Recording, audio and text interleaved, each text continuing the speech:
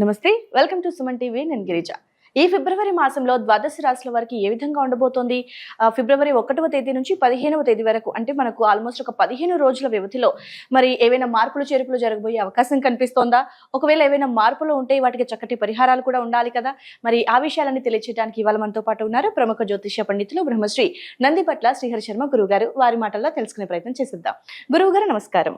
వాగర్థావివ సంపృక్తౌ వాగర్థ ప్రతిపత్తయే జగతః పితరౌ వందే పార్వతీ పరమేశ్వరౌ. సదాశివసమారంభాం శంకరాచార్య మధ్యమాం అస్మదాచార్య పర్యంతం వందే గురు పరంపరాం.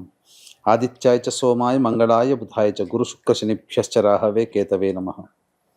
శృంగేరి జగద్గురు పీఠాధిపతులకి, కంచిపీఠాధిపతులకి నమస్కారములు తెలియజేసుకుంటూ కార్యక్రమాన్ని ప్రారంభిద్దాం. గురుగారు, మిథున రాశి వారికి ఫిబ్రవరి మాసంలో 1 నుంచి 15వ తేదీ వరకు ఏ విధంగా ఉండబోతుందంటారు? రాశిపరంగా తెలియజేస్తారా గురుగారు?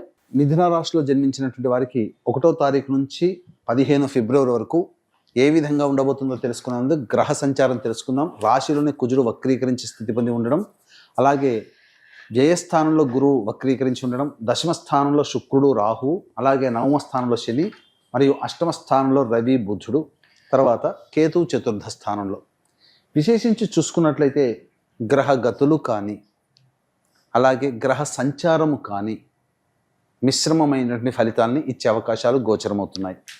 ఎందుకో మీకు తెలియచేస్తాను. ఎందుకనంటే ప్రధానంగా డాంబికము అనేటువంటిదే ప్రదర్శన ఎక్కువగా ఉంటుంది మిథున రాశిలో ఉన్నటువంటి వారికి అని చెప్పవచ్చు. ఎందుకు అనంటే కుజుడు ఇక్కడ రాశిలోనే స్థితి పొంది ఉన్నాడు. కానీ జరిగినటువంటి నష్టం ఎలా జరుగుతుంది కుజుడికి? కుజగ్రహ ప్రభావం వలన అంటే ప్రధానంగా ఏ పని చేపట్టాలన్నా ఈ 15 రోజుల్లో ఉత్సాహంగా అడుగులు ముందుకు వేస్తారు. కానీ ఇంప్లిమెంటేషన్ వచ్చేసేసరికి నీరుగారిపోతారు, చేయలేకపోతారు. ఏదో అడ్డంకులు వస్తుంటాయి, లేదా వేరే ధ్యాసలో ఉండి మర్చిపోతారు. కాబట్టి మీరు అమలు చేయాలనే ఆలోచనకున్నటువంటి ఉత్సాహము, ఆ ఆలోచనని ఇంప్లిమెంటేషన్ చేసే సమయంలో మీరు ఉంచలేకపోతారు. తద్వారా ఏమవుతుంది? ప్రధానంగా ఏదో అనుకుని ఏదో చేయబోతుంటారు, కానీ ఏమీ కాకుండా ఉండబోతుంది. అది గుర్తుపెట్టుకోండి. కాబట్టి మీరు ఏది ఆలోచిస్తారో అది దాన్ని అమలు చేయాలనే ఆలోచనతో ముందడుగు వేస్తే కుజుని యొక్క నెగిటివ్ నుంచి మీరు బయటపడతారని చెప్పవచ్చు. ఇక గురువు కూడా వక్రీకరించే స్థితి పొంది ఉండడం, ప్రధానంగా ఇది కొంత యోగదాయకమైనటువంటి పరిస్థితి. చేస్తున్నటువంటి వృత్తి ఉద్యోగ వ్యాపారాల్లో అనుకూలతను పెంచుకోవడానికి గురువు మీకు అనుకూలంగా ఉండబోతున్నాడు. అలాగే వివాహాది శుభకార్యాలు జరుగుతాయి. అలాగే శుక్రుడు రాహు కూడాను దశమ స్థానంలో స్థితి పొంది ఉండడం, ఇది ప్రధానంగా ఆశయాలు ఆశ ఎక్కువగా ఉంటాయి. కానీ వాటిని సాధించుకోవడానికి సంబంధించి చేసే ప్రయత్నంలో మాత్రం లోపాలు ఉండడం వల్ల ఆశించిన మేర శుభ ఫలితాలు పొందలేకపోతారు. దీనికి కారణం కుజుని యొక్క ప్రభావము, రవి బుధుల యొక్క ప్రభావం కూడా. ఇక నవమ స్థానంలో శని ప్రభావము. విశేషించి ప్రధానంగా ఈ మిథున రాశి వారికి ఒకంత ఆరోగ్యం పట్ల శ్రద్ధ వహించాల్సినటువంటి పరిస్థితి అని చెప్పవచ్చు. అలాగే విదేశీ విద్య, విదేశీ యానానికి సంబంధించి చేయ ప్రయత్నాల్లో బాగా కష్టపడితే తప్ప మీకు సీట్ లభించకపోవడం అనేది జరుగుతుంది. ఇక ముఖ్యంగా రాశి నుంచి అష్టమ స్థానంలో రవి బుధుల యొక్క సంచార ప్రభావం, ఇది ఏం సూచన చేయబడుతుంది? స్పెక్యులేషన్ రంగంలో ఉన్నటువంటి వారికి, అలాగే నూతనంగా ఏ వ్యాపార రంగంలో ఉన్నటువంటి వాళ్ళైనా నూతనంగా వ్యాపారంలో పెట్టుబడులు పెట్టి వ్యాపార విస్తరణ కానీ, నూతన వ్యాపారాలు ప్రారంభించడం కానీ చెయ్యాలి అని అనుకునేటువంటి వాళ్ళకి మాత్రము ఇది అనుకూలమైన సమయము కాదు. బుధుడు 11వ తారీఖు, రవి 12వ తారీఖు మార్పు చేస్తున్నటువంటి కారణం చేత 12 తర్వాత చేస్తున్నటువంటి వృత్తి ఉద్యోగ వ్యాపారాల్లో కొంత ప్రశాంతత, లాభదాయకత కనిపిస్తుంది. అయితే నిరుద్యోగస్తులు మాత్రము 11వ తారీఖు వరకు వేచి చూడక తప్పదు. ఇబ్బందికర పరిస్థితులు ఉంటాయి. ఆశించిన మేర ఫలితాలు పొందలేకపోతారు. ఆల్రెడీ ఉద్యోగం చేస్తున్న వాళ్ళైతే మాత్రం తోటి ఉద్యోగస్తులు, ఉన్నతాధికారుల యొక్క అండదండలతోనే మీరు కార్యాన్ని సాధించుకోవాలి తప్ప మంకుపట్టు అనేటువంటిది, మొండి ధైర్యము పనికి రాదు. లౌక్యముతో వ్యవహరించాలి. అలాగే ఎఫ్ఎంసీజీ రంగము, ఫుడ్కు సంబంధించినటువంటి వ్యాపారస్తులు, hotels, restaurant business, boarding and lodging, అలాగే సూపర్ మార్కెట్స్, జ్యువెలరీ రంగము, ఎడ్యుకేషనల్ ఇన్స్టిట్యూషన్స్, తీర్థయాత్రలు, పూజా స్టోర్స్ నడిపేటువంటి వాళ్ళు, రోడ్ సైడ్ వెండర్స్, పండ్లు, తోపుడు పదార్థాలు అమ్ముకునేటువంటి వాళ్ళు, వీళ్ళందరూ వ్యాపారస్తులకి కూడా లాభదాయకంగా ఉంటుంది. మీరు వ్యాపార విస్తరణకు సంబంధించి ప్రయత్నాలు ముందడుగు వేయవచ్చు. ఈ వ్యాపార రంగంలో ఉన్నటువంటి వాళ్ళకి మాత్రం అద్భుతంగా యోగిస్తుంది. ధనాదాయం కూడా చాలా చక్కగా ఉంటుంది. కొన్ని రోజులు మాత్రం ఖర్చులు ఉంటాయి. అవి ఏ రోజుల్లో ఆదాయాలు ఎక్కువగా ఉంటాయి, ఏ రోజుల్లో ఖర్చులు ఉంటాయని మనం తెలుసుకోవచ్చు. ఇక ముఖ్యంగా రెండవ సంబంధించినటువంటి రియల్ ఎస్టేట్ రంగము, అలాగే న్యాయవాద సంబంధమైనటువంటి విషయాలు, మైనింగ్ సంబంధించినటువంటి వ్యాపారస్తులు, అలాగే రైతులు, ఈ యొక్క వృత్తిలో ఉన్నటువంటి వాళ్ళు మాత్రము కాస్త కష్టపడక తప్పదు. అనుకున్నంత మేర శుభ ఫలితాలు పొందలేకపోవడము, అన్ని అవకాశాలు దగ్గర దాకా వచ్చి వెనక్కి వెళ్ళిపోవడము. రియల్ ఎస్టేట్లో వాళ్ళకైతే ఉన్న ప్రాజెక్టుని కంప్లీట్ చేసుకోవడానికి ప్రయత్నం చేయడం తప్ప నూతన ప్రాజెక్టుల జోలికి వెళ్లకుండా ఉండడమే చాలా మేలు అనేటువంటి విషయాన్ని గమనించుకోవాలి.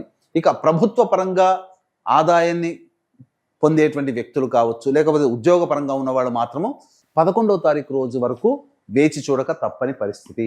ఇక క్లాస్ 4 ఉద్యోగస్తులు, అలాగే ఐరన్ స్టీల్ వ్యాపారస్తులు, తోలు సంబంధమైనటువంటి వ్యాపారస్తులు, అలాగే ఎడిబుల్ ఆయిల్స్ రంగంలో ఉన్నటువంటి వారు, ఏసీ సంబంధించినటువంటి కంపెనీలో ఉండేటువంటి వాళ్ళు, వీళ్ళందరికీ కూడాను ప్రధానంగా ఈ వ్యాపారాలు చేసేటువంటి వాళ్ళకి సాధారణమైనటువంటి మిశ్రమ ఫలితాలే మీరు పొందుతారని చెప్పవచ్చు. కాబట్టి ప్రధానంగా ఏతావాత చెప్పొచ్చేది ఏమిటంటే, ప్రతి నెల మనము ఈ యొక్క ఏ రోజుల్లో ఖర్చులు అధికంగా ఉంటాయి, ఏ రోజుల్లో ఆదాయం ఎక్కువగా ఉంటుంది, ఏ రోజుల్లో మానసిక ప్రశాంతత ఉంటుంది అనే విషయాల గురించి క్లుప్తంగా తెలియజేసుకుందాం. ముఖ్యంగా మిథున రాశి వారికి ఈ సంబంధించినటువంటి స్త్రీపరమైనటువంటి లాభము ఉంటుంది. అలాగే స్త్రీపరంగా సంతోషము, సౌఖ్యము కలుగుతాయి. కోల్పోయినటువంటి ప్రేమని తిరిగి స్త్రీలని పొందే అవకాశం ఉంటుంది. దంపతులు చక్కగా కలిసే అవకాశాలు కూడా గోచరమవుతున్నాయి. అయితే వీక్షించేటువంటి ప్రేక్షకుల గమనిక, ఈ నెల అనగా 12వ తారీఖు రోజున మాఘ పౌర్ణమి.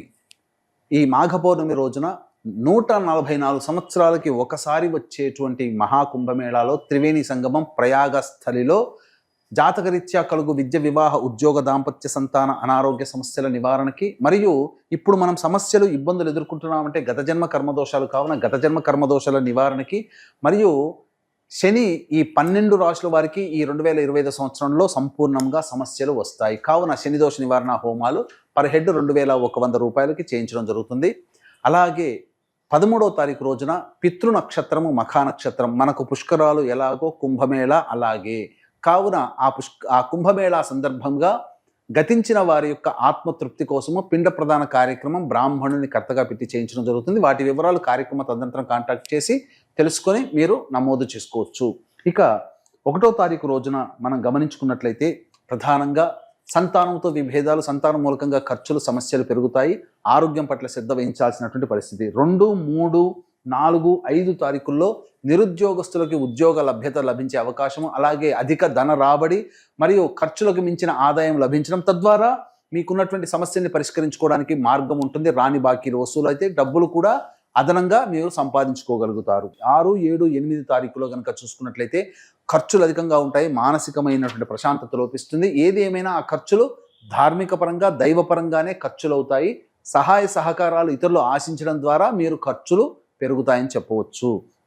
ఇక 9, 10 తారీఖుల్లో కనుక చూసుకున్నట్లయితే మీరు పెండింగ్లో ఉన్నటువంటి పనులని పూర్తి చేసుకుంటారు. విందులు, వినోదాలు, బంధువులు, స్నేహితులతో గడుపుతారు. ఆనందంగా జీవిస్తారు. ధనాదాయం కూడా బాగుంటుందని చెప్పవచ్చు. ఇక 11, 12 తారీఖుల్లో కనుక చూసుకున్నట్లయితే ప్రధానంగా కుటుంబపరమైనటువంటి సమస్యలతో ఇబ్బందులు పడతారు. కుటుంబపరముగా వాగ్వివాదాలు చోటు చేసుకుంటాయి. ఖర్చులు కూడా అధికంగా ఉంటాయని చెప్పవచ్చు. ఇక 13, 14 తారీఖుల్లో కనుక చూసుకున్నట్లయితే నూతన వ్యక్తుల యొక్క పరిచయ ప్రభావం, తద్వారా మీకు జీవితంలో కొంత ఆదాయ మార్గం పెరగడం జరుగుతుంది. అలాగే రాని బాకీలు వసూలు అవుతాయి. మీ అవసరాలు, ఖర్చులకి తగ్గట్టుగా మీ యొక్క బంధువులు, సోదర సోదరీమణులు, స్నేహితుల ద్వారా ఆ సమస్యల్ని పరిష్కరించుకోగలుగుతారని చెప్పవచ్చు. ఇక 15వ తారీఖు రోజున ప్రధానంగా వాహనం నడిపేటప్పుడు జాగ్రత్తలు పాటించాలి. వాహన మరమ్మతులు, గృహ మరమ్మతులకి ఖర్చులు అధికంగా ఉంటాయి. తల్లిగారి ఆరోగ్యం పట్ల శ్రద్ధ వహించాల్సినటువంటి పరిస్థితి. ఓకే గురుగారు, మరి మిథున రాశి వారు ఎలాంటి పరిహారం చేసుకుంటే ఈ 15 రోజుల సమయంలో వారి పరిస్థితుల నుండి బయటపడే అవకాశం ఉంటుందంటారు గురుగారు, తెలియజేస్తారా? ప్రతిరోజు సూర్యుడికి నమస్కారము, సూర్యాష్టకం 6 సార్లు పారాయణం చేయడము, అలాగే విష్ణు అష్టోత్తరం 3 సార్లు కనుక పారాయణం చేసినట్లయితే చాలా మటుకు ఈ సమస్యల నుంచి మీరు బయటపడతారని చెప్పవచ్చు. ఇప్పుడు చెప్పినటువంటి సమస్యల కంటే విభిన్నంగా మీ యొక్క జీవితం ఉన్నట్లయితే మీ యొక్క జన్మజాతకంలో నడుస్తున్నటువంటి గ్రహ దశాంతర దశల యొక్క ప్రభావాలు, కావున దగ్గరలోని మంచి ఉపాసనా పరులైనటువంటి జ్యోతిష్యుని సంప్రదించి వారి సలహాలు సూచనలు కనుక పాటించినట్లయితే మరింత మెరుగైనటువంటి ఫలితాలను పొందుతారని చెప్పవచ్చు. ఓకే గురుగారు, రాశిపరంగా ఏ విధంగా ఉండబోతుంది, అలాగే వారు పాటించాల్సినటువంటి పరిహారాలను కూడా చాలా చక్కగా వీక్షకుల కోసం తెలియజేశారు గురుగారు. ధన్యవాదాలు. సర్వం శ్రీ ఉమామహేశ్వర పరబ్రహ్మార్పణమస్తు.